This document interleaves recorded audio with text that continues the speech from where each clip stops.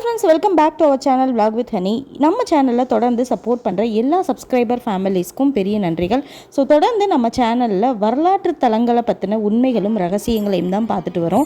So அந்த வகையில் நான் இன்றைக்கி உங்களை கூட்டிகிட்டு போக போகிற இந்த வரலாற்று தலம் எல்லாருக்குமே ரொம்பவுமே பிடிக்கும் அப்படின்னு சொல்லலாம். ஏன் அப்படின்னா ரொம்பவுமே காண கிடைக்காத ஒரு அரிய தலம் அப்படின்னு சொல்லலாம். ஸோ அது என்ன தலம்?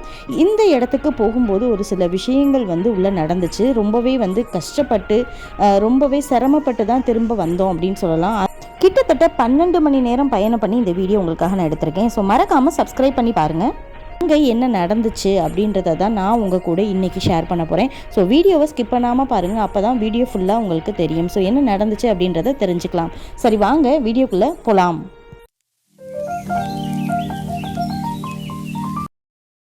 நான் உங்களை இந்த வீடியோ வழியாக எங்கே கூட்டிகிட்டு போக போகிறேன் அப்படின்னு பார்த்தீங்கன்னா, ஒரு பெரிய நெடுந்தூர பயணம் அப்படின்னு சொல்லலாம்.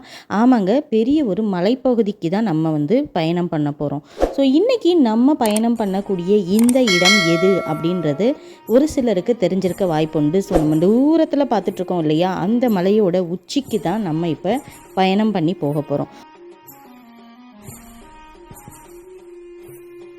நான் உங்களை இன்றைக்கி சதுரகிரியில் இருக்கக்கூடிய சுந்தர மகாலிங்கம் கோவிலுக்கு தான் உங்களை கூட்டிகிட்டு போகிறேன். ஸோ இந்த கோவிலை பற்றிய சிறப்புகளையும் வரலாறுகளையும் இங்கே நடந்த ஒரு சில எனக்கு நடந்த எக்ஸ்பீரியன்ஸையும் தான் நான் இந்த வீடியோவில் உங்களுக்கு ஷேர் பண்ண போகிறேன்.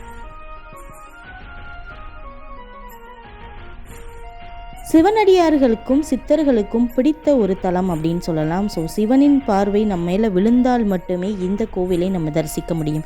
ஸோ அப்படி தான் நான் இந்த கோவிலை தரிசிக்க வர்றதுக்கு முன்னாடி நிறைய சோதனைகளும் நிறைய தடங்கல்களும் வந்துச்சு. ஸோ அதையெல்லாம் கடந்து தான் நான் இந்த கோவிலை இன்றைக்கி உங்கள் கூட வீடியோ எடுத்து போட்டிருக்கேன். சுந்தர மகாலிங்கம் கோவிலுக்கு வர்றதுக்கான வழிகளும் எந்தெந்த வழியாக வந்தால் ஈஸியாக இருக்கும், எந்த பேருந்து வசதிகள், ரயில் வசதிகள் எப்படி இருக்குது அப்படின்றத நான் டிஸ்கிரிப்ஷனில் கொடுக்குறேன். ஸோ மறக்காமல் நீங்கள் அதை செக் பண்ணிவிட்டு வந்தீங்க அப்படின்னா உங்களுக்கு அது யூஸ்ஃபுல்லாக இருக்கும். இப்போ நீங்கள் பார்த்துட்ருக்கக்கூடிய இந்த இடம் தான் டிக்கெட் கவுண்டர். ஸோ இந்த க்யூவில் நின்று தான் நம்ம போய் டிக்கெட் வாங்கி மேலே பாதைக்கு போகிறதுக்கான வழி. ஸோ க்யூவில் எவ்வளோ கூட்டம் இருக்குன்றதை பாருங்கள். நாங்கள் வீட்டிலேருந்து கிளம்பும்போது 6 மணி இருக்கும். ஸோ விடிய காலம் 6 மணிக்கு கிளம்பணும். கொஞ்சம் வெள்ளனா கிளம்பியிருந்தால் ரொம்பவே பெட்டராக இருந்திருக்கும் அப்படின்னு நான் நினைக்கிறேன். ஏன் அப்படின்னா ஆடி அமாவாசை நேரம் அப்படின்றதுனால கூட்ட நெரிசல் ரொம்பவே ஜாஸ்தியாக இருந்துச்சு. எங்களை கிட்டத்தட்ட 20 கிலோமீட்டர் சுற்றி தான் அனுப்புனாங்க. நாங்கள் பிளான் பண்ணியிருந்தது விருதுநகர் வத்ராயிருப்பில் இருக்கக்கூடிய தாண்டிப்பாறை வழியாக போகலான்னு சொல்லிட்டு. ஆனால் இவங்க எங்களை அங்கேருந்து 20 கிலோமீட்டர் சுற்றி இன்னொரு பாதை வழியாக தான் எங்களை அனுப்பியிருந்தாங்க.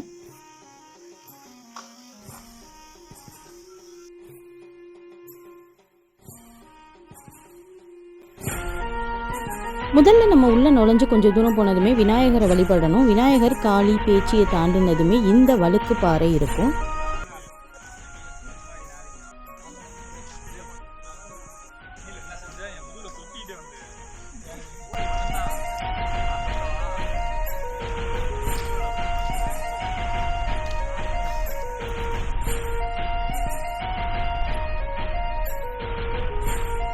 இப்போ நம்ம போயிட்டுருக்கக்கூடிய இந்த சிவனின் தலமான சுந்தர மகாலிங்கம் கோவில் 7 மலைகளை கடந்து போய் தான் அவரை தரிசிக்க முடியும். ஸோ அடர்ந்த வனப்பகுதிக்குள்ளே கூடி தான் நம்ம இப்போ நடந்து அவரை பார்க்குறதுக்காக போயிட்டுருக்கோம்.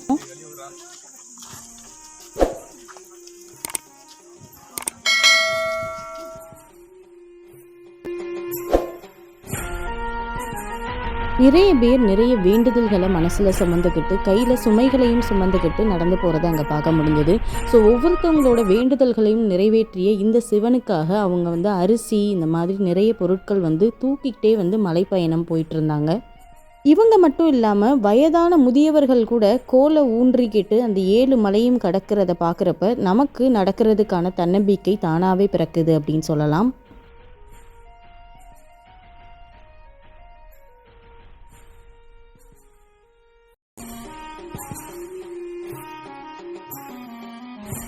வழுக்குப்பாறையை தொடர்ந்து நம்ம அடுத்ததாக வரக்கூடிய இடம் பார்த்திங்கன்னா சங்கிலிப்பாறை. ஸோ இங்கே சங்கிலியால் நம்ம 2 பாறைக்கும் நடுவில் போலீஸ் ஒரு பாதை உருவாக்கியிருப்பாங்க. ஸோ அந்த சங்கிலியை பிடிச்சு தான் நம்ம இந்த இடத்த கிராஸ் பண்ணி போக மாதிரியான ஒரு அமைப்பு இருக்கும். ஸோ இதனால் இந்த இடத்துக்கு சங்கிலிப்பாறை அப்படின்ற ஒரு பெயர் கொடுத்துருக்காங்க.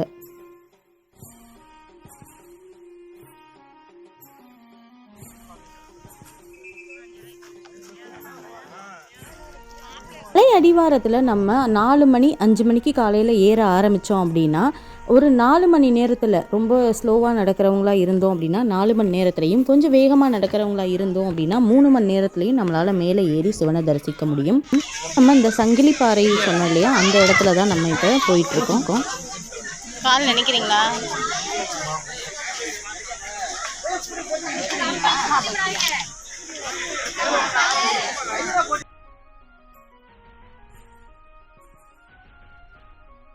ஸோ ஒரு 3 பாறை ஏறினதுக்கப்புறமா ரொம்பவே வந்து மூச்சு வாங்கிருச்சு. ஸோ கொஞ்ச நேரம் உட்காரலாம் அப்படின்னு சொல்லிட்டு ஒரு இடத்துல உட்காந்துட்டேன். ஸோ அந்த நேரத்தில் எடுத்த ஒரு வீடியோ தான் இது. நீங்கள் மலை ஏறுறதுக்கு முன்னாடி என்னெல்லாம் செய்யணும் அப்படின்னு பார்த்தீங்கன்னா, உங்களுக்கு போதுமான அளவுக்கு வந்து தண்ணீர் எடுத்துக்கோங்க. அதே மாதிரி வந்து தண்ணீர் ஊறக்கூடிய அந்த தின்பண்டங்கள், அதாவது ஆரஞ்சு மிட்டாய், நெல்லிக்காய், அப்புறம் எலுமிச்சம்பழம், கொஞ்சமாக உப்பு, இதெல்லாம் வந்து கையில் வச்சுக்கோங்க. முதல் தடவை நாங்கள் போயிருந்தப்ப இந்த தவறுகள்லாம் பண்ணதுனால ரொம்பவே டயர்ட் ஆகிட்டோம். ஸோ தண்ணி கிடைக்காம ரொம்பவே சிரமப்பட்டுட்டோம்.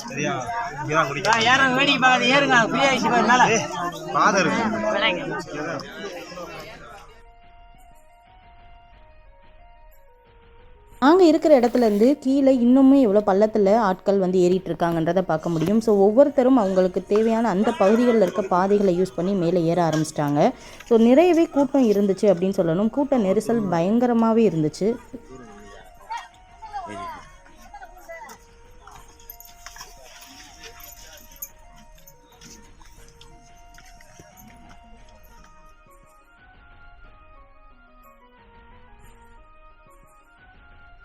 இப்போ நீங்கள் பார்த்துருக்கக்கூடிய இந்த இடம் பச்சரிசி பாறை. ஸோ என்னோடய ஹஸ்பண்ட் அங்கே வெயிட் பண்ணிகிட்ருக்காங்க.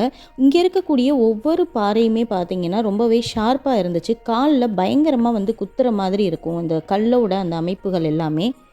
சிவனை பார்க்கணுன்னா அவ்வளோ ஈஸியாக பார்த்துட முடியாதுன்னு சொல்லுவாங்க. நிறைய சோதனைகளுக்கு நம்மளை உட்படுத்துவாருன்னு. அந்த மாதிரியான இந்த சோதனைகளும் தான் நம்ம தாண்டி போகிற மாதிரியாக இருந்துச்சு.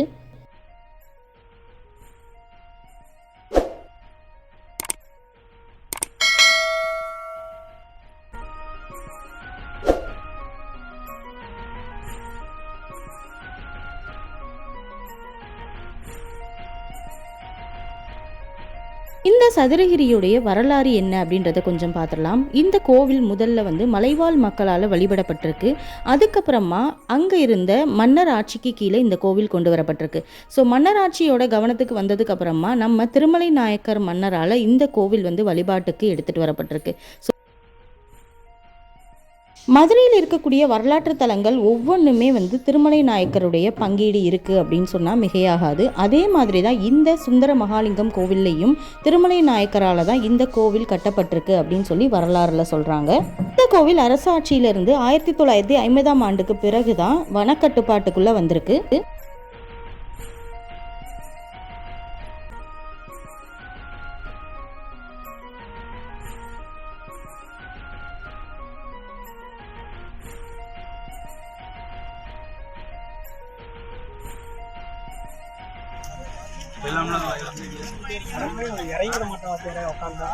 ஸோ அடுத்தது நம்ம பார்க்கக்கூடிய இடம் என்னன்னு பார்த்தீங்கன்னா காராம் பசுந்தடம். ஸோ இந்த இடத்துக்கு ஒரு பெரிய வரலாறு இருக்குது. சிவன் இங்கே தான் பசுவினுடைய மடுவில் வாய் வைத்து பால் அருந்தியதாக வரலாறு.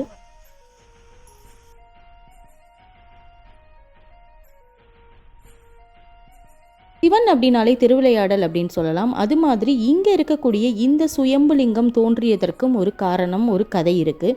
அதாவது சதுரகிரி மலைக்கு கீழே இருக்கக்கூடிய கோட்டையூரில் பச்சைமால் அப்படின்ற ஒரு மாடு மேய்க்கும் ஒருவன் வந்து வாழ்ந்து வந்திருக்கான். ஸோ இவனுக்கு வந்து மலைப்பகுதிகளில் மாடு மேய்க்கிறது தான் வழக்கமான ஒரு தொழிலாக வந்து இருந்திருக்கு. இவருடைய மனைவி பேர் சடைமங்கை. சடைமங்கையோட வேலை என்ன அப்படின்னு பார்த்தீங்கன்னா, தன் கணவர் கறந்து கொடுத்த பாலை எல்லாத்தையுமே மாமனார் வீட்டில் கொடுக்கறது வழக்கம். ஸோ அப்படி பாலை கொண்டு போய் கொடுக்க போகும்போது வழியில் வந்த துறவி ஒருத்தர் வந்து அந்த பாலை பசிக்குதுன்னு சொல்லி கேட்டதுனால சடைமங்கை வந்து இந்த செய்தியை தெரிஞ்சுக்கிட்ட கணவர் வந்து மனைவியை வந்து தண்டிக்கிறாரு. ஸோ இவங்க தண்டிக்கிறத தெரிஞ்சுக்கிட்ட துறவி வந்து இவங்களுக்கு தேவியாக போ அப்படின்னு சொல்லிட்டு ஒரு வரம் கொடுத்துட்றாரு. ஸோ அந்த இடத்துலையே இந்த சடைமங்கை வந்து சடதாரி தேவி உருவத்தை வந்து எடுத்துடுறாங்க.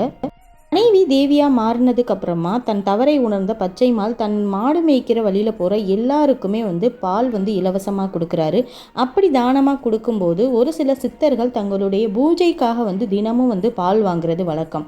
ஸோ இங்கே தாங்க இந்த சிவனுடைய திருவிளையாடல் ஆரம்பமாயிருக்கு. அதாவது இந்த மாதிரி பால் வாங்கி தினமும் பூஜைக்கு கொடுத்துட்டு இருக்கும்போது ஒரு நாள் சிவனே இந்த ஒரு துறவி ரூபத்தில் அந்த மாட்டினுடைய மடுவிலிருந்து வாய் வைத்து பால் குடிச்சிட்டு இருந்ததை பச்சைமால் பார்த்துடுறான். தன் மாட்டினுடைய மடுவில் நேரடியாக வாய் வைத்து குடித்த துறவியை கம்பால பிரம்பால தலையில் அடிச்சிடுறான் இந்த பச்சைமால். ஸோ தலையில் அடித்த அடுத்த கணமே புலித்தோல் போர்த்திய சிவரூபத்தில் சிவன் காட்சி தராரு அதனுடைய பச்சைமாலுக்கு. இப்படி சுயம்புவா அந்த இடத்துல தோன்றிய சிவன் தான் இன்னைக்கு சுந்தர மகாலிங்கம் அப்படின்ற பேரில் வழிபடப்படக்கூடிய சிவனாக இருக்கார். ஸோ இதுதான் இந்த பசுந்தடத்துக்குரிய ஒரு பெரிய வரலாறு, பெரிய புராண கதை. அடுத்ததாக இவ்வளோ தூரம் ஏறினதுக்கப்புறமா அப்பாடா இன்னொரு இடம் வந்துருச்சுன்னு நினைக்கும் போது அந்த ஏறின களைப்பெல்லாம் நமக்கு தீர்ந்து போயிடுது. ஸோ இப்போ நம்ம பார்த்துட்டு இருக்கக்கூடிய இந்த இடம் எது அப்படின்னு பார்த்தீங்கன்னா இரட்டை லிங்கம் தான். ஸோ இரட்டை லிங்கம் பகுதிக்கு நம்ம இப்போ வந்தாச்சு ஒரு வழியாக.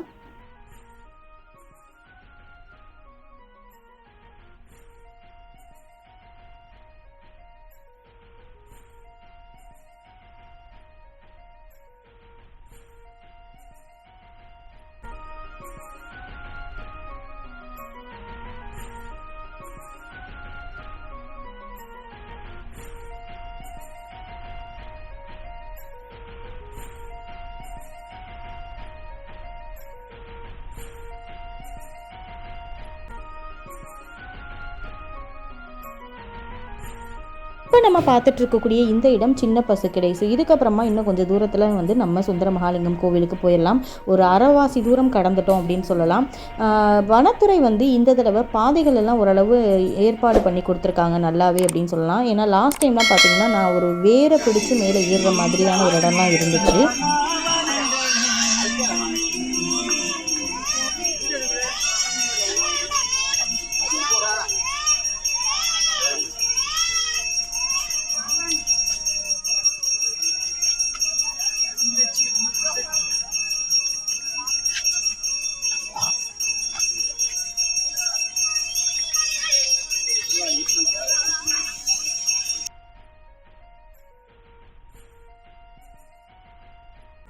இப்போ நம்ம எந்த இடத்த ரீச் பண்ணிட்டோம் அப்படின்னு பார்த்தீங்கன்னா பெரிய பசுக்கிடை. ஸோ கிட்டத்தட்ட நெருங்கிட்டோம் அப்படின்னு சொல்லலாம். இன்னும் 2 ஸ்டாப் தான் நம்ம சிவனை பார்க்க போகிறோம்.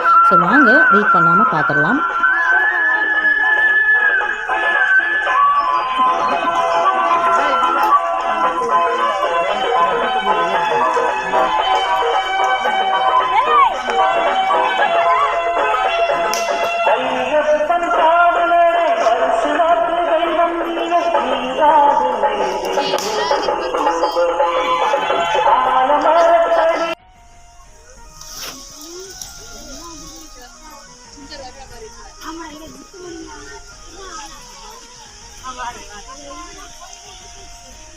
லைட் போட்டாங்களா?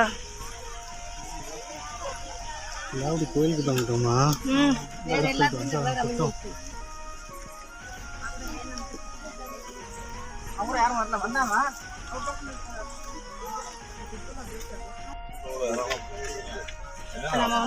நம்ம பிள்ளாக்குடி கருப்பு கோயிலுக்கு ஒரு வழியாக வந்துட்டோம். ரொம்ப தூரம் ட்ராவல் பண்ணி கிட்டத்தட்ட ரீச் ஆக போகிறோம். வந்துருச்சு.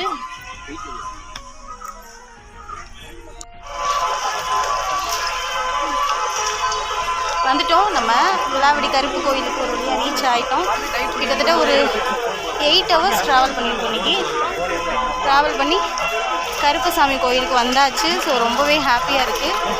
பயங்கர ரிஸ்க் எடுத்து இந்த தடவை வந்திருக்க மாதிரி இருக்குது. அவ்வளோ க்ரௌடு. ஸோ இப்போ பார்த்திங்கன்னா எல்லாருமே கோயிலுக்கு போகிறதுக்காக வாஷ் பண்ணிவிட்டு உள்ளே போகிறாங்க. ரொம்பவே சந்தோஷமாக இருக்குது. போகலாம். பார்த்துக்கோங்க.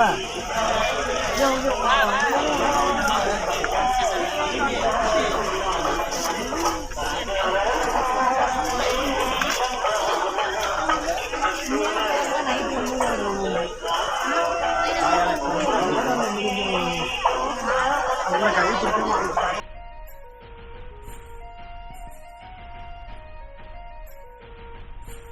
கோவில்களை பொதுவாகவே வீடியோ எடுக்க அனுமதி இல்லை எங்கேயுமே. ஸோ அது மாதிரி தான் இங்கேயுமே பிலாவடி கருப்பை ரொம்பவே திருப்தியாக கும்பிட்டாச்சு. அதுக்கப்புறம் பார்த்தீங்கன்னா இருட்டிருச்சு. ஏன் அப்படின்னா 10 மணிக்கு கிட்டத்தட்ட நாங்கள் ஏற ஆரம்பித்தோம். 8 மணி நேரம் வந்து மேலே ஏறி வந்திருக்கோம். ஸோ மலை ஏறுற பாதை எப்பயுமே 3 மணி நேரம் 4 மணி நேரத்தில், லாஸ்ட் டைம் போயிருந்தப்பெல்லாம் ரொம்பவே சீக்கிரம் ஏறி இறங்கிட்டோம். இந்த தடவை பார்த்தீங்கன்னா ஆடி அமாவாசைக்கு கூட்ட நெரிசல், எக்கச்சக்கமான கூட்டத்தில் மாட்டிக்கிட்டோன்னு தான் சொல்லணும். ஒவ்வொரு இடத்துலையுமே 3 மணி நேரம் நின்றுருக்கோன்னா பார்த்துக்கோங்க. ஸோ அவ்வளோ தூரம் வந்து ஒரு இடத்துலையே 3 மணி நேரம் நிலையாகவே க்யூவில் நின்றுருக்கோம். ஸோ உட்கார கூட பின்னாடி இடம் இல்லாத அளவுக்கு கூட்ட நெரிசலில் நின்று தான் இந்த இடத்துக்கு மேலே ஏறி வந்திருக்கோம். எங்கள் கூட வந்திருந்த முதல் தடவையாக வந்திருந்த நிறைய பேர் வந்து தண்ணி இல்லாமல் அவதிப்பட்டதை பார்க்க முடிஞ்சு. ஸோ எங்ககிட்ட இருந்து அந்த தண்ணி, மிட்டாய் இந்த மாதிரி விஷயங்களை கொடுத்து உதவி பண்ணதில் ரொம்பவே ஒரு பெரிய சந்தோஷம். மேலே இவ்வளோ தூரம் ஏறி வந்ததுக்கப்புறமா கடைகளை பார்க்கும்போது ரொம்பவே மகிழ்ச்சியாக இருந்தது. ஸோ லாஸ்ட் டைம் இவ்வளோ கடைகள்லாம் இல்லை. இந்த தடவை மாலை கடைகள், விளக்கு, பூஜை பொருட்கள்னு நிறைய கடைகள் வந்து மேலே வச்சுருந்தாங்க. அதே மாதிரி தெரு விளக்குகளும் வந்து நிறையவே வந்து ஏற்பாடு செஞ்சுருந்தாங்க வனத்துறையினர். அதுவுமே ரொம்பவே ஒரு மகிழ்ச்சியான ஒரு விஷயமா இருந்தது. ஆனால் கூட்ட நெரிசல் நிறைய மக்களை மேலே விட்டது தான் வந்து ரொம்பவே பெரிய ஒரு தப்பு பண்ணிட்டாங்கன்னு சொல்லணும். ஏன் அப்படின்னா வந்து அதாவது 12 மணியோட வந்து கூட்டத்தை வந்து மேலே விடுறத வந்து நம்ம வந்து ஸ்டாப் பண்ணிடணும். சண்டே அப்படின்றதுனால நிறைய பேர் கை குழந்தையெல்லாம் தூக்கிட்டு வந்துருந்தாங்க. தயவு செய்து கை குழந்தைகளையும் தூக்கிட்டு வரதை தவிர்க்கணுன்றது என்னோட வேண்டுகோள். தண்ணி அப்படின்றது ரொம்பவே வந்து நிறைய இடங்களை தாண்டி தான் நீர் பந்தல்கள் வந்து இருக்குது. அதனால் ரொம்பவே கவனமாக இருக்க வேண்டியது நம்மளுடைய கடமையாக இருக்குது. நாங்கள் போய் சாமி கும்பிட்டுட்டு திரும்பி வரும்போது பார்த்தீங்கன்னா கிட்டத்தட்ட வந்து 11 மணி 12 மணி நைட் ஆயிடுச்சு. ஸோ அந்த அளவுக்கு வந்து கூட்டம் நெரிசல் இருந்துச்சு. ஸோ இடையில வந்து நம்மளோட அந்த வாலண்டியர்ஸ் டீம் வந்து நின்று நம்மளை பாதுகாத்தாலுமே வந்து ஒரு குறிப்பிட்ட தூரத்தில் வந்து யாருமே இல்லாமல் மக்கள் வந்து தனித்து விடப்பட்டிருந்தாங்க. ஸோ எந்த ஒரு அவசரத்துக்கு உதவினாலுமே யாரை கூப்பிட்றதுன்னு தெரில. அந்த அளவுக்கு நைட்டில் கிட்டத்தட்ட வந்து அவ்வளோ மக்கள் வந்து மாட்டிகிட்டு இருந்தோம். ஸோ எல்லாருமே வந்து கீழே இருக்கவங்க மேலே ஏற முடியாமல், மேலே மலைப்பகுதியிலேருந்து சாமி கும்பிட்டு வந்தவங்க கீழே இறங்க முடியாமல் அந்த அளவுக்கு வந்து வச்சுட்டோன்னு தான் சொல்லணும். ஸோ எனக்கெல்லாம் வந்து கீழே வர்றதுக்கான ஒரு நம்பிக்கையே இல்லை அப்படின்னு சொல்லணும். அந்த அளவுக்கு ஒரு கூட்ட நெரிசல், பயங்கரமான ஒரு கூட்ட நெரிசலில் இருந்தோம். ரெண்டாவது என்ன அப்படின்னு பார்த்தீங்கன்னா, நாங்கள் முதல் நாள் காலையில் ஏறி அடுத்த நாள் மதியம் 12 மணிக்கு தான் கீழே வந்தோம். இந்த தடவை நாங்கள் ஆடி அமாவாசைக்கு போயிருந்தப்போ கீழே மக்கள் வந்து லேட்டாக வந்து நாங்கள் கட்டாயம் போயே ஆகணும், மேலே போகணும், இவ்வளோ தூரம் வந்துட்டுன்னு சொல்லி ஸ்ட்ரைக் பண்ணி ப்ரொட்டஸ்ட் பண்ணி தண்ணி குடிக்காமல் சாப்பிடாமல் உட்கார்ந்துருந்த காரணத்தினால அவங்களையும் சேர்த்து மேலே அனுப்பிட்டாங்க. ஸோ இதனால் மேலே பயங்கரமான கூட்ட நெரிசலை வந்து பார்க்க முடிஞ்சுச்சு. அவ்வளோ ஒரு கூட்டம். கிட்டத்தட்ட ஒரு இடத்துலேருந்து இன்னொரு இடத்துக்கு ஒரு 2 அடி தூரம் நகர்றதுக்கே 3 மணி நேரம் ஒரே இடத்துல நாங்கள் நின்று அதுக்கப்புறமா தான் அந்த கூட்டத்திலேருந்து நகர்ந்து போக முடிஞ்சு. ஸோ இன்ச் பை இன்ச்சுன்னு சொல்கிறது கூட ஜாஸ்தின்னு சொல்லலாம். அவ்வளோ கூட்ட நெரிசலில் வந்து நாங்கள் இருந்து தான் 8 மணி நேரமாக மேலே ஏறி வர்றதுக்கு, ஒரு 4 மணி நேரத்தில் வரக்கூடிய இடத்த 8 மணி நேரம் மேலே ட்ராவல் பண்ணி வந்திருக்கோன்னா எந்த அளவுக்கு கூட்டம் இருந்திருக்குன்றதை நினச்சி பாருங்கள்.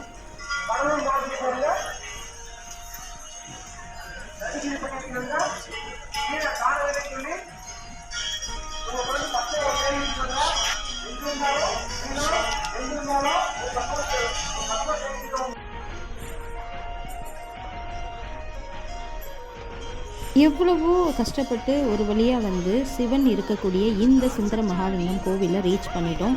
ஸோ நாங்கள் உள்ளே ஏறும்போது பார்த்திங்கன்னா இருட்டாயிருச்சு, உங்களுக்கு பார்க்கும்போதே தெரியும். ஆனால் இங்கே வந்து மேலே சேர்ந்ததுமே நமக்கு வந்து அந்த களைப்பு எல்லாமே போய் சிவனை பார்க்கணுன்ற ஆர்வம் தான் ஜாஸ்தி ஆயிடுச்சுன்னு சொல்லணும்.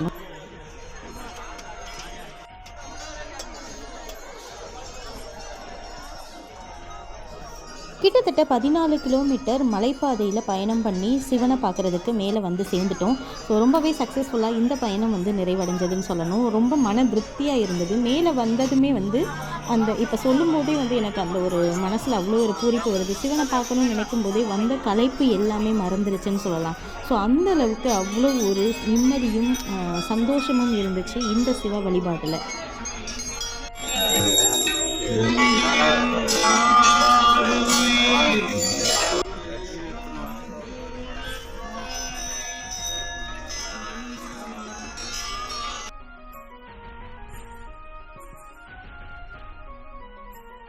இந்த ஒரு கடினமான மலையேற்ற பயணம் உங்களுக்கு ரொம்பவுமே பிடிச்சிருக்கும் அப்படின்னு நினைக்கிறேன். ஸோ இந்த பயணத்தில் நான் உங்களோட சேர்ந்து இதை ஷேர் பண்ணதில் ரொம்பவே சந்தோஷப்படுறேன்.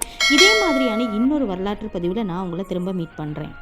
இந்த வீடியோ உங்களுக்கு பிடிச்சிருந்துச்சு அப்படின்னா மறக்காம நம்ம சேனலை சப்ஸ்கிரைப் பண்ணிவிட்டு லைக் பண்ணிடுங்க.